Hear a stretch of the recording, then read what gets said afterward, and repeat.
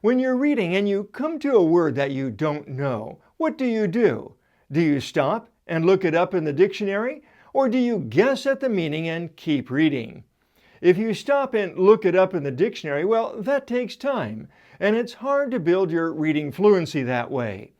But if you learn to guess at the meaning from the context and keep reading, well, you can increase your reading ability.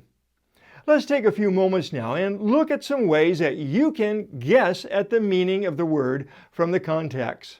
First, check for words that have similar meanings. Now, these words we call synonyms, right? Different words that have almost the same meanings. For example, in humid climates, people often become fatigued. When they become tired, they should rest. Now, the word tired is a synonym for fatigued. We know this because the sentence pattern here and the sentence pattern here are similar. Next, check for words that have opposite meanings. These words we call antonyms. The students could not recall the answers on the quiz. They had forgotten. Now, forgotten in the second sentence is an antonym. It gives us a clue to the meaning of recall. Recall simply means able to remember. Next, check for words that give examples.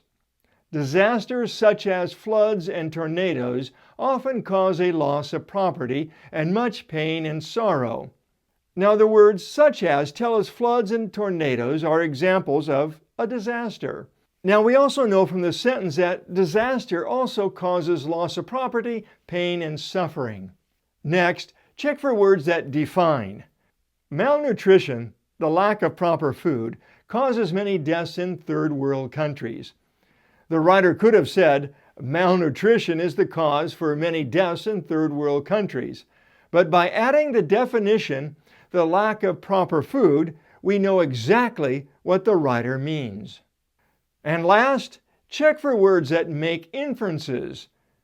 Because the reading passage is subjective, you should understand the writer's feelings and opinions before answering the questions.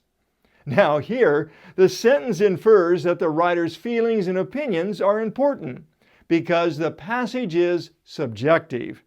Subjective, then, must have something to do with our feelings and opinions.